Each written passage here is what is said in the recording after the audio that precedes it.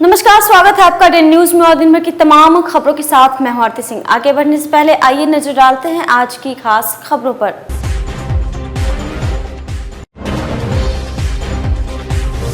हर्षोल्लास के साथ मनाया गया भाई बहन के पवित्र रिश्ते का त्योहार रक्षाबंधन। बहनों ने भाई की कलाई पर राखी बांध की लंबी उम्र की कामना।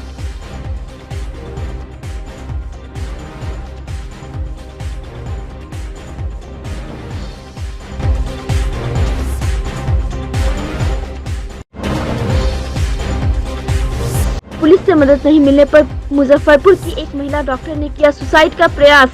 पति पर लगाया गंभीर आरोप। जीवन और मौत के बीच जुड़न छपरा के एक नर्सिंग होम में है भर्ती।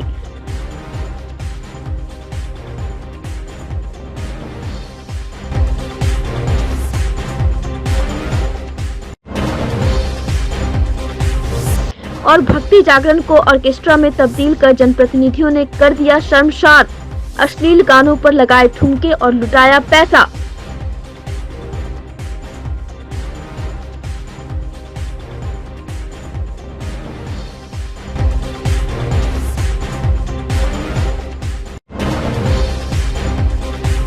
ये थी सुर्खियां और अब खबरें विस्तार से। पूरे देश के साथ ही जिले में भी भाई बहन के प्यार का पर्व रक्षाबंधन मनाया जा रहा है। बहनों ने भाइयों की कलाई पर बांधी राखी। सुबह से ही मुजफ्फरपुर रक्षाबंधन के रंग में रंगी नजर आई। सड़कों पर भीड़ दिखाई दी। मिठाई और राखी की दुकानों पर भारी भीड़ लगी रही। राखी और मिठाई की सबसे ज्यादा बिक्री हुई। हर ओर त्योहार का उल्लास दिखाई दिया।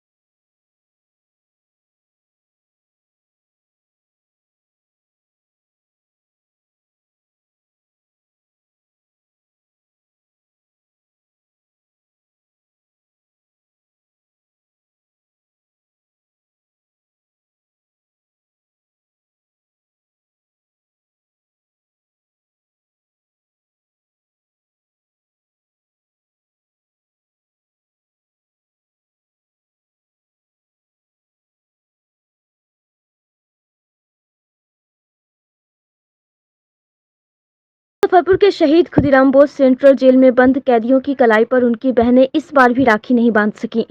कोरोना महामारी को लेकर जेल प्रशासन ने यह कदम उठाया है। हालांकि बहनों को जेल प्रशासन के जरिए राखी भेजने की सुविधा दी गई है। जेल प्रशासन के अधिकारियों का कहना है कि इस वर्ष कोरोना महामारी को लेकर कैदियों से मुलाकात कराना मुमकिन नहीं है। हालांकि पिछले साल भी रक्षाबंधन में यह सुविधा नहीं दी गई थी। इस बार जेल प्रशासन ने तय किया है कि कैदियों को रक्षाबंधन के दिन उनकी बहनों से मिली राखी और मिठाइयां जेल प्रशासन के द्वारा कैदी भाइयों को उपलब्ध कराई गई। रक्षाबंधन के दिन अपने भाइयों की कलाई पर राखी न बांध पाने का दर्द इन बहनों की आंखों में साफ देखने को मिल रहा था। दुख नहीं होगा भाई की राखी न बांधेंगे तो। कहाँ से आई थी? मनियारी भटौना से आए हैं। किस मामले में बंद है भाई आपका? वो फंसाया गया दारू के चक्कर में। दारू हाथ में नहीं पकड़ाया, दूसरा के एड्रेस पर फंसाया गया। आज रक्षाबंधन में राखी नहीं बांध पाए, दुख है ना? नहीं, रक्षाबंधन में राखी नहीं बांध पाए तो दुख नहीं होगा। रक्षाबंधन भाई बहन का पवित्र त्योहार है जिसमें भाई अपनी बहन की रक्षा और सुरक्षा करने की कसम खाता है। इसी त्योहार को मुजफ्फरपुर के एक भाई ने अनोखे तरह से मनाया है। बालूघाट निवासी रतन कुमार ने हर साल की तरह इस साल भी रक्षाबंधन अनेक बहनों से राखी बंधवाकर मनाया। रतन कुमार ने करबला स्थित बाढ़ में डूबे हुए घरों की महिलाओं और लड़कियों से राखी बंधवाकर उन्हें तिरपाल उपहार स्वरूप दिया और रक्षाबंधन पर एक अलग मिसाल कायम की। आज जो है रक्षाबंधन का पर्व है और भाई बहनों का और पवित्रता का यह पर्व है। और राखी का त्यौहार जो है उसमें बहनें ये आशा करती है अपने भाई से कि वो उनकी रक्षा करेंगे। और आज हमारी बहनें जो बाढ़ के कारण जिस मुसीबत में है उसमें हमसे जो सक्षम हो सका हमने वो किया और आगे भी करते रहेंगे। और पिछले साल भी हम आए थे अपनी बहनों के बीच और इस साल भी आए हैं और हर साल कहीं भी रहेंगे अपने बहनों के बीच इस त्यौहार का मनाएंगे। और जब तक हम जिएंगे तब तक इनको लिए भी हम जिएंगे। सावन मास के अंतिम दिन बाबा गरीबनाथ मंदिर में बाबा का पूजा करने भारी संख्या में श्रद्धालु पहुंचे, पर मंदिर बंद होने से उन्हें बंद दरवाजे के बाहर लगी जालियों से ही पूजा कर जाना पड़ा। इसका दुख श्रद्धालुओं की आंखों में साफ दिख रहा था।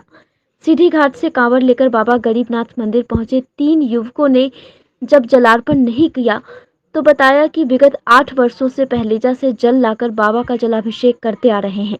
पिछले वर्ष भी कांवड़ यात्रा पर रोक लग जाने से वे लोग पहलेजा से जल लाकर बाबा पर नहीं चढ़ा सके, तो उन्होंने फैसला किया कि सीधी घाट से जल लेकर बाबा का जलार्पण करेंगे। अंतिम दिन होने के बावजूद जब उन्हें यह मौका नहीं मिला तो उन्होंने मंदिर के पुजारियों से आग्रह कर अपना जल उन्हें सौंप दिया कि इसे बाबा पर अर्पण कर दे। बहुत दूर हर साल जल चढ़ाते लेकिन पिछले 2 साल से नहीं चढ़ा पा रहे, इसलिए कि बहुत दुख है मन में, अगर मजबूरी है। कितने सालों से जल चढ़ा रहे? तो 8-9 साल से जी, पिछले साल भी नहीं चढ़ा पाए। तो उतनी दूर से आए आप लोग, नहीं चढ़ा जी, मन में दुख है, क्या करें। असर तो कहिए तो बहुत ज़्यादा ही असर पड़ा है। यहाँ के छोटे छोटे जो दुकानदार हैं, यहाँ के जो पुजारी परिवार हैं, महंत परिवार हैं, उन लोग पे भी बहुत ज़्यादा असर पड़ा है। लेकिन किसी तरह बाबा सबका बेड़ा पार लगा रहे हैं, उसमें हम लोगों का भी बेड़ा पार, पुजारी परिवार का भी बेड़ा पार कर रहे हैं बाबा। किसी तरह भी करके हम लोग गुजारा कर रहे हैं। बस कांवड़ लेके आ रहे हैं, निराश लौट रहे हैं। हाँ, कांवड़िया निराश लौट रहे हैं कि सरकार का आदेश है कि मंदिर को बंद रखना है, तो हम लोग मंदिर बंद रखे हुए हैं। लेकिन अब ये निराश भी हैं, हम लोग भी मायूस हैं। पिछले 2 साल से कोरोना महामारी को झेलते हुए आ रहे हैं। पिछले बार तो चलिए वैक्सीन नहीं था, वैक्सीनेशन भी कम था, इस बार तो वैक्सीनेशन भी बहुत अच्छा हुआ है। इसीलिए हम लोग सरकार से बार बार अनुरोध कर रहे हैं कि जो लोग वैक्सीन ले लिए हैं कम से कम उनको दर्शन करने की अनुमति दी जाए। वहीं देर शाम बाबा भोलेनाथ का बर्फ के 251 सिल्लियों से बाबा बर्फानी स्वरूप का निर्माण किया गया। बाबा के इस अद्भुत रूप को देखने के लिए ऑनलाइन व्यवस्था की गई। बाबा गरीबनाथ के बर्फानी रूप का हर वर्ष बनाया जाता है, पर जहां पहले भक्त इन्हें देख पाते थे, वहीं पिछले वर्ष और इस वर्ष कोरोना महामारी के कारण मंदिर का पट बंद होने से बाबा के बर्फानी रूप का दर्शन नहीं कर पा रहे हैं। लगभग 40 सालों से बर्फ़ का श्रृंगार किया जाता है, बाबा को बर्फानी बनाया जाता है। अमरनाथ में पूर्ण होते हैं बाबा, इसलिए बाबा का श्रृंगार किया गया है। बाहर और भीतर, बाहर इसलिए किया गया, पहली बार बाहर इसलिए किया गया कि भक्त जो निराश हैं, जो बाबा गरीबनाथ को नहीं दे सकते हैं, वो बाहर से बाबा का दर्शन करें। बाबा उनकी मनोकामनाओं को पूर्ण है। पूरे सावन भर जिसने बाबा की दर्शन नहीं की वह बाबा के यहाँ दर्शन कर ले बाहर से ही, इसीलिए बाबा के लिए प्रतिमूर्ति बाहर बनाई गई है। रविवार को सरला श्रीनिवास सामाजिक सांस्कृतिक शोध संस्थान एवं सेवादार मंच के संयुक्त तत्वावधान में रामबाग में पर्यावरण बचाने हेतु जन जागरूकता कार्यक्रम किया गया। कार्यक्रम के तहत रामबाग मोहल्ले की बच्चियों ने पेड़ पौधों के रक्षार्थ राखी बांधकर हर्षोल्लास के साथ राखी का त्योहार मनाया। बताया कि कोरोना काल में उन लोगों ने ऑक्सीजन का महत्व समझ लिया है। ऑक्सीजन सिलेंडर से नहीं, पेड़ पौधों से मिलता है, इसलिए उन लोगों ने आज पेड़ों को रक्षा सूत्र बांधकर उनकी रक्षा का संकल्प लिया है। वहीं समाजवादी नेता साईं सेवादार अविनाश कुमार ने कहा कि बीते दिनों कोरोना जैसी महामारी में ऑक्सीजन का जिस प्रकार से हाहाकार मचा, ऐसी स्थिति दोबारा न उत्पन्न हो, इसी को लेकर पर्यावरण बचाओ जन जागरूकता कार्यक्रम की शुरुआत की गई। देखिए, कोरोना काल में हम सभी ने ऑक्सीजन का महत्व समझ लिया है। काफ़ी टाइम से ऑक्सीजन की कमी भी हो रही थी हमारे देश में, तो इसमें हमें सबसे ज़्यादा से ज़्यादा अपने पेड़ों की रक्षा करनी चाहिए, क्योंकि हम सभी जानते हैं कि ऑक्सीजन एक लाइफ सेविंग गैस है जो हमारे एटमॉस्फेयर ने, हमारी नेचर ने हमें प्रोवाइड किया है। तो हमारा हक बनता है कि हम उसको बचा के रखें। इसलिए हम लोग इस रक्षाबंधन के पावन दिन पे पेड़ों को राखी बांध रहे हैं अपने भाई स्वरूप। और हम लोग ये प्रण लेते हैं कि हम आने वाले समय के लिए, आने वाले काल के लिए अपने ज़्यादा से ज़्यादा पेड़ लगाएं। और हम सभी बच्चे लोग, अंकल लोग, सबने ये प्रण लिया है कि हम ये करें। धन्यवाद। आज रक्षाबंधन के अवसर पे हमारे रामबाग के कुछ बच्चियों ने पिछले दिनों कोरोना काल को देखते हुए जिस प्रकार से ऑक्सीजन के लिए हाहाकार हो रहा था, उसको लेकर के आज हमारे मोहल्ले के बच्चियों ने ऑक्सीजन का एक मुख्य स्रोत जो पौधा है, जिसको संरक्षण देना बहुत ही ज़रूरी है, इसी को लेकर के रक्षाबंधन के शुभ अवसर पर ये तमाम बच्चे अपने भाइयों को रक्षा सूत्र तो बांधे ही हैं बांधे, साथ ही साथ यह पर्यावरण के रूप में जो, या भाई के रूप में जो मानव शरीर को बचाने का ऑक्सीजन प्राप्त देता रहता है, इस भाई स्वरूप पेड़ को भी इन्होंने बचाने के लिए रक्षा सूत्र बांधने का काम किया है। दूसरे की जिंदगी बचाने वाली डॉक्टर आज खुद जिंदगी और मौत के बीच जूझ रही है। हम बात कर रहे हैं मुजफ्फरपुर की महिला डॉक्टर अनामिका की। मारेपुर बटलर रोड स्थित मायके में जबरन घुसे पति की दिन रात के प्रताड़ना की शिकायत पर भी पुलिस से मदद नहीं मिलने से आहत महिला चिकित्सक डॉक्टर अनामिका ने आत्महत्या का प्रयास किया है। अनामिका जुरन छपरा के एक निजी हॉस्पिटल में भर्ती कराई गई। डॉक्टर अनामिका की हालत काफी गंभीर बनी हुई है। शहर के कई चिकित्सक उसे देखने निजी अस्पताल पहुंचे, उन्हें वेंटिलेटर पर रखा गया है। महिला डॉक्टर की कार से उनके हस्तलिखित 4 पन्ने का एक सुसाइड नोट मिला है। डॉक्टर अनामिका फिलहाल सोनपुर में सरकारी अस्पताल में पोस्टेड है। सरैया में भी उनका अपना निजी क्लिनिक है। वह बंगाली समाज से आती हैं। सुसाइड नोट में उन्होंने पति से विवाद का विस्तार से जिक्र किया है। बताया है कि बीते 7 अगस्त से उसका पति जबरन बटलर रोड के मायके वाले घर में रह रहा है। फरवरी महीने में देवरिया में जमीन का एक प्लॉट लिया था, उसको बेचकर रुपए मांग रहा है। इसलिए दिन रात मारपीट करता है। काजी मोहम्मदपुर थाने में शिकायत की, लेकिन पुलिस ने कोई कार्रवाई नहीं की। पति शैलेश रंजन से तलाक का केस भी चल रहा है। फिलहाल काजी मोहम्मदपुर पुलिस ने पति के खिलाफ मामला दर्ज कर लिया है और उसकी तलाश में छापेमारी शुरू कर दी है। डॉक्टर के मामला है कि यह पति पत्नी के झगड़ा है। यह पति के गिरफ्तारी के लिए छापामारी हो रहा है। पति पर क्या आरोप है? आरोप है यह संपत्ति के चलते। क्या चाहता था पति? संपत्ति की यह हमरा नाम से संपत्ति लिख लीजिए। रहने वाले हैं बटलर चौक। काजी मोहम्मदपुर थाना ने केस अंकित हो गया। केस हो गया। आगे की कार्रवाई क्या कर रहे हैं? रेड छापामारी हो रहा है गिरफ्तारी के लिए रेड छापामारी। पति फरार है। पति के घर पर छापामारी किया है, ताला लगा हुआ, वो घर से। क्या नाम है पति का? पति के है शैलेंद्र कुमार सिंह। क्या करते हैं? ये नहीं बता सकते क्या करते हैं। छापेमारी चल रही है। छापामारी चल रही है। महिला क्या स्थिति है अभी? मतलब ठीक है, इलाज चल रहा है? हॉस्पिटल में इलाज चल रहा है। सकरा के मिश्रौलिया गांव में एक शर्मनाक वाकया सामने आया है। चंदाकर गांव के मंदिर के पास शनिवार की रात भक्ति जागरण का आयोजन किया गया। इसे लोगों ने ऑर्केस्ट्रा में तब्दील कर दिया। एक वीडियो जबरदस्त तरीके से वायरल हो रहा है, जिसमें भक्ति गीत नहीं बल्कि अश्लील गाने पर लोग ठुमके लगा रहे हैं, जिसमें स्थानीय पंचायत समिति सदस्य बबलू शर्मा का भी नाम आ रहा है। बबलू शर्मा ने खूब पैसे भी लुटाए। आप भी देखिए जागरण को कैसे ऑर्केस्ट्रा में तब्दील कर दिया गया। हालांकि डेन न्यूज इस वीडियो की पुष्टि नहीं करता है।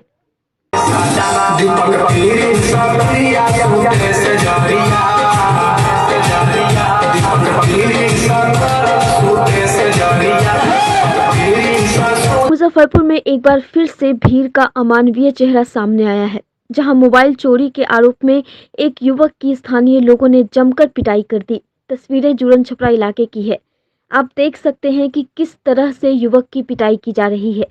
सूचना पर पहुंची ब्रह्मपुरा पुलिस ने युवक को अपने कब्जे में लेकर पूछताछ किया।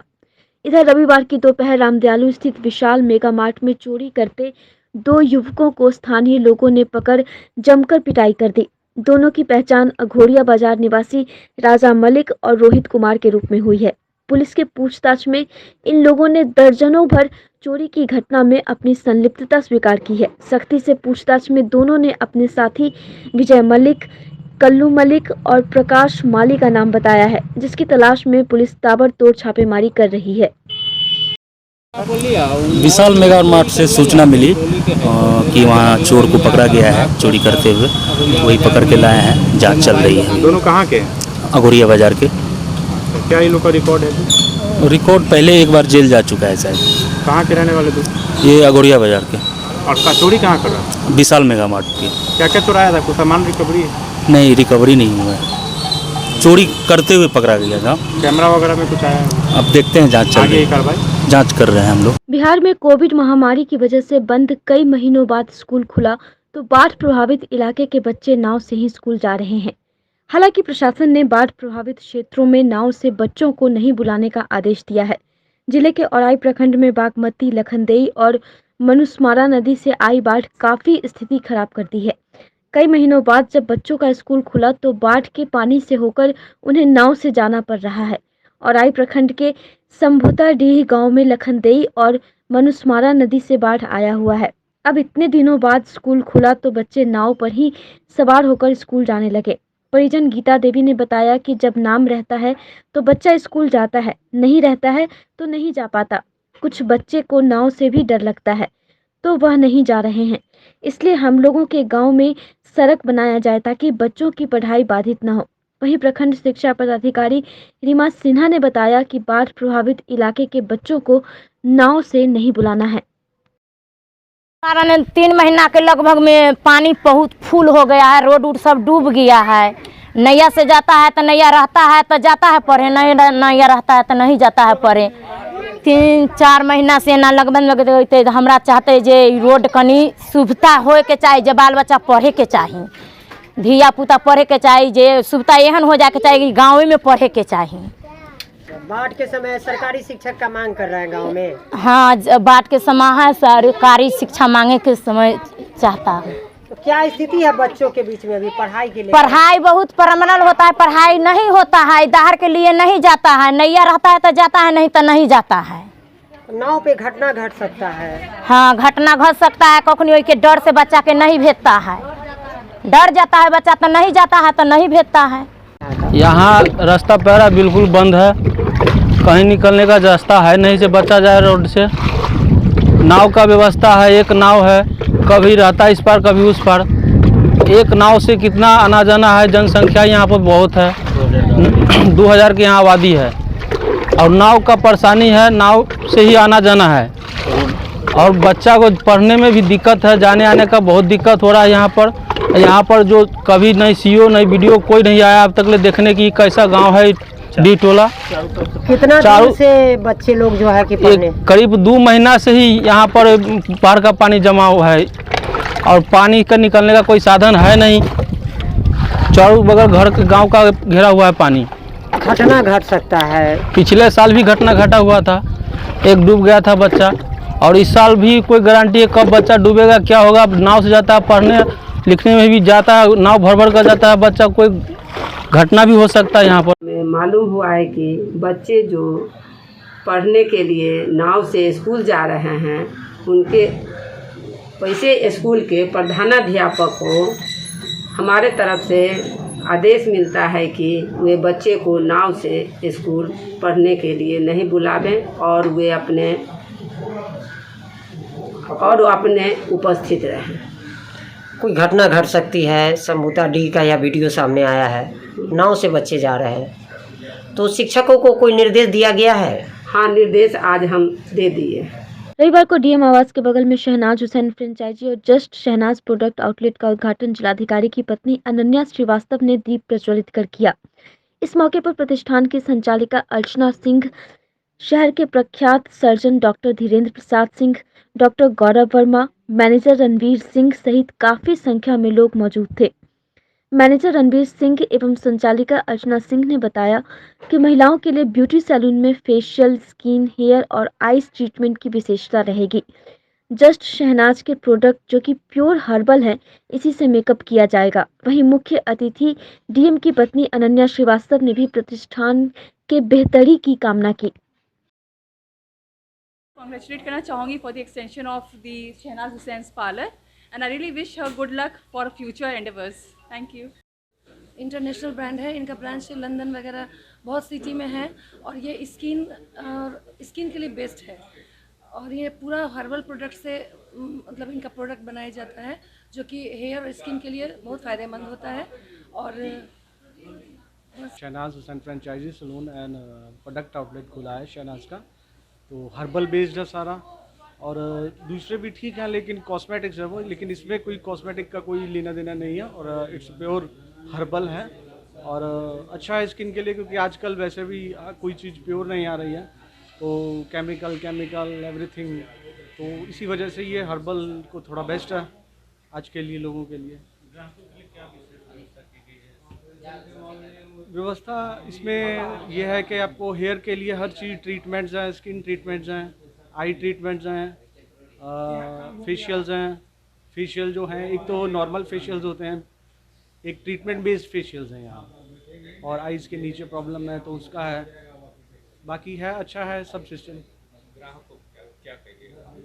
क्लाइंट्स को ये बोलेंगे कि और सारे मुजफ्फरपुर वासियों को बोलेंगे कि अच्छा है आप आइए यहाँ पर एक बार विज़िट करके देखिए, आपको अच्छा लगेगा। सारा स्टाफ ट्रेंड है और सारा स्टाफ अच्छे से डील करता है और हाइजेनिक है, पूरा अच्छे से है। पानी टंकी चौक पर रक्षाबंधन के शुभ अवसर पर जिले का पहला वीवो एक्सक्लूसिव शोरूम का विधिवत उद्घाटन किया गया। वीवो मोबाइल का एक्सक्लूसिव शोरूम होने की वजह से यहां सालों भर विशेष छूट ग्राहकों को दी जाएगी। साथ ही कंपनी द्वारा लॉन्च किए गए नए प्रोडक्ट सबसे पहले यहां उपलब्ध होगी। शोरूम के ऑनर मनीष कुमार और शिया भद्र ने कहा कि ग्राहकों को हमेशा यहां विशेष छूट दी जाएगी, एक बार अवश्य पधारें। फेस्टिवल ऑफर में हमेशा ऑफर डालेंगे हम लोग, ठीक है। ऑथराइज है, पहला मुजफ्फरपुर में पहला वीवो स्टोर नहीं था, अब नया स्टोर आ गया। अब ग्राहक को नया नया ऑफर, नया नया मॉडल जो मार्केट में अवेलेबल नहीं रहेगा वो भी मेरे यहाँ अवेलेबल रहेगा। लाइव डेमो वगैरह सब है मेरे पास, सब सुविधा मिलेगा कस्टमर को। फिनांस की सुविधा भी पूरी है, HDFC है, बजाज फिनांस है, पाइन लैप है, होम क्रेडिट है, HDB है। ग्राहक को क्या कहिएगा? ग्राहक को सर ऑफर देंगे हमेशा ग्राहक को। पूरा पानी टंकी चौक के पास वीवो का एक्सक्लूसिव फ्रेंचाइजी स्टोर खुला है मुजफ्फरपुर में पहली बार, जहां वीवो का हर रेंज हर समय उपलब्ध रहेगा और हर फेस्टिवल पे कंपनी की तरफ से एक अच्छा ऑफर लोगों के लिए रहेगा। और हम लोग यही चाहेंगे कि वीवो परिवार भी यही चाहेगा कि एक बार लोग वीवो का फ़ोन खरीदने के लिए, जितने भी मध्यम वर्गीय है, उच्च स्तरीय लोग हैं, एक बार इस फ़ोन को देके और हमारे स्टोर पे आए और हमको सेवा का मौका दें। स्टोर पहला खुला है वीवो की तरफ से, ये पानी टंकी चौक पे है स्टोर खुला है। यहाँ पे डायरेक्ट कंपनी का सपोर्ट है, यहाँ पे फाइनेंस का भी सुविधा है, यहाँ पे लाइव डेमो के फील कर सकते हैं कस्टमर आकर के। यहाँ पे Bajaj, HDFC, pine lab, just money, इसका भी सुविधा है। यहाँ पे एक बात और है कि यहाँ पे एसेसरीज यहाँ पे जो मार्केट में अवेलेबल नहीं रहता है वो भी यहाँ पे ओरिजिनल एसेसरीज आपको यहाँ पे मिलेगा। क्या परिचय हुआ? रविवार को monetary welfare and promotion of Urdu movement की ओर से मारीपुर स्थित एक निजी होटल के सभागार में उर्दू के विकास और मसलकी टूट व जात बिरादरी से टूटते एकता व फैलने वाली नफरत को खत्म करने के लिए सेमिनार का आयोजन किया गया, जिसमें देश व राज्य के कई साहित्यकार, लेखक और स्कॉलर ने भाग लिया। इस दौरान वक्ताओं ने उर्दू के विकास पर जोर दिया। वहीं मुख्य अतिथि के रूप में मौलाना मजरूल हक अरबी फारसी विश्वविद्यालय के professor VC Eid Mohammad Ansari, minority welfare and promotion of Urdu movement के अध्यक्ष डॉक्टर शकील मोइन, डॉक्टर साजिद अली खान ने शिरकत की। MMH APU के प्रोफेसर वीसी ने लोगों से अपील की कि अपने बच्चों को उर्दू की तालीम जरूर दें, आम बोलचाल में उर्दू भाषा का ही इस्तेमाल करें। वहीं minority welfare and promotion of Urdu movement के सदर ने कहा कि सरकार के कहने पर सभी लोगों ने मान लिया है कि उर्दू की विकास को लेकर अत्यधिक काम किया जा रहा है, लेकिन इसके उलट देखा जाए तो उर्दू सिमटती जा रही है। इसलिए उन्होंने तमाम मुस्लिमों से अपील किया कि वे कम से कम एक उर्दू की अखबार को पढ़ें, अपने बच्चों को पढ़ाएं, सरकारी दफ्तरों में उर्दू में पिटीशन दें ताकि उर्दू जीवित रहे। कार्यक्रम का सफल संचालन नदीम खान ने किया। इस दौरान कार्यक्रम में करीब 50 से अधिक लोगों ने शिरकत की। सभी ने उर्दू को बढ़ावा देने के लिए हर संभव प्रयास करने का अहद लिया। ऐसा है कि उर्दू के हवाले से ज़माना भी बहुत सोचता है कि हम लोगों के लिए कर दिया गया, सरकारें भी बहुत सोचती हैं कि कर दिया गया, और अवाम भी ये सोचते हैं कि कर दिया गया, लेकिन कोई भी ज़बान उस वक्त ही तक बाकी रहती है जब तक वो घरों के अंदर ज़िंदा रहती है, महल्लों में ज़िंदा रहती है और बाज़ारों में ज़िंदा रहती है, और रोज़ के मामलात में, प्रेस में, अखबारों में, रिसाले में मौजूद रहती है। इस हवाले से उर्दू की मोतबर कोशिश जितनी भी की गई है साबका दिनों में, उसके बाद राब्ता के हवाले से यहाँ वहाँ जाके संवाद कर के, लोगों से मिल करके, मुख्तलिफ़ इलाक़ों में जाके, गांव में जाके देखने के लिए कि आखिर वहाँ उर्दू की क्या हालत है, वहाँ कितने अखबार आते हैं, वहाँ कितने टीचर हैं, वहाँ कितनी यूनिट है, ये सारी चीज़ें हुई नहीं हैं। बहुत उर्दू का अगर उनको मलाल होता है कि उर्दू के साथ इंसाफ नहीं हो रहा है, तो कुछ दानिश्वर चाय की चुस्कियों में इस पर गुफ्तगू कर लिया करते हैं, एक तस्वीर आ जाती है, उर्दू का काम ख़त्म हो जाता है। हम लोग 1 साल से लगभग बहुत सारे गांव का दौरा कर चुके, बगल में बैठे हैं जनाब साजिद अली खान साहब, इनके यहाँ सीतामढ़ी भी जा चुके। इसी तरह से हम लोगों ने कई ज़िलों को देखा है, और अब उर्दू के हवाले से हमारी एक बड़ी कोशिश है। और दूसरी बड़ी कोशिश जो माइनॉरिटी वेलफेयर के हवाले से है, वो इसके होने की या न होने की वजहों के बिना पर जो मैं बुनियादी तौर पर जो बात समझता हूँ वो ये है कि हमारे यहाँ भी कुछ ज़ात के हवाले से कि हम अफजल हैं, हम अबतर हैं, हम अबतर हैं तो वो अफजल क्यों हैं, हम अफजल हैं तो ये फिर मेरी बराबरी में क्यों है, इस तफरीक ने हमारी इज्तमाइयत को बहुत नुकसान पहुँचाया है। जिला खादी ग्रामोद्योग संघ के चुनाव में अभय कुमार चौधरी को अध्यक्ष व वीरेंद्र कुमार को मंत्री चुना गया। चुनाव पदाधिकारी निताई कुमार ने बताया कि चुनाव सर्वसम्मति से संपन्न हुआ। संघ के संविधान के मुताबिक चुनाव कराकर सभी पदाधिकारियों को कार्यभार सौंप दिया गया है। नए अध्यक्ष अभय चौधरी व मंत्री वीरेंद्र कुमार ने कहा कि जिले में खादी ग्रामोद्योग के माध्यम से रोजगार नेटवर्क को मजबूत किया जाएगा। उद्योग विभाग और बिहार राज्य खादी महामंत्री ग्रामोद्योग आयोग का यहां पर मॉडल ट्रेनिंग सेंटर खुले, इसकी पहल चल रही है। उद्योग मंत्री सैयद शाहनवाज हुसैन के साथ पिछले दिनों विभागीय बैठक हुई है। प्रत्याशियों के प्रस्तावक पवन कुमार सिंह व समर्थक सरोज कुमार थे। आज जो है मुजफ्फरपुर जिला खादी ग्रामोद्योग संघ का चुनाव सौहार्दपूर्ण वातावरण में हुआ। श्री अभय कुमार चौधरी जी को अध्यक्ष पद पर चुना गया, श्री वीरेंद्र कुमार को मंत्री पद पर चुना गया और पवन कुमार सिंह को सहायक मंत्री के पद पर चुना गया। ये 3 साल के लिए चुना गया। हम इनके कमेटी को 3 साल के लिए मंगल कामना के साथ बधाई देते हैं। क्या परिचय हुआ? अपना परिचय। मेरा नाम निताई कुमार, चुनाव पदाधिकारी आज हम खगड़िया जिला खादी ग्रामोद्योग संघ के मंत्री हैं और यहाँ आज हमको चुनाव पदाधिकारी बनाया गया था। उत्तर प्रदेश के पूर्व मुख्यमंत्री कल्याण सिंह के निधन पर रविवार को नागरिक मोर्चा ने शहीद स्मारक स्थल पर शोक संवेदना व्यक्त करते हुए भावभीनी श्रद्धांजलि अर्पित की। मोर्चा के महासचिव मोहन प्रसाद सिन्हा ने बताया कि उत्तर प्रदेश के मुख्यमंत्री रहते हुए उन्होंने श्री राम जन्मभूमि मंदिर निर्माण का शुभारंभ किया था। उन्होंने बताया कि उनके निधन पर पूरा देश शोकाकुल है। राम भक्त स्वर्गीय कल्याण सिंह जी की निधन पर आज नागरिक मोर्चा ऐसे महामानव के सम्मान में शहीद स्मारक पर एक शोक सभा का आयोजन कर मुजफ्फरपुर वासियों की ओर से महान राम भक्त को भावभीनी श्रद्धांजलि अर्पित कर रही है।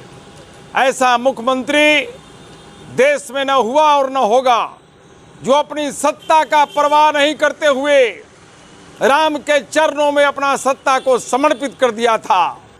सभी राम भक्त राम के मंदिर बनाने का यह सौगंध लिया था कि चंदन है इस देश की माटी, तपोभूमि हर ग्राम है, हर बाला देवी की प्रतिमा, बच्चा बच्चा राम है।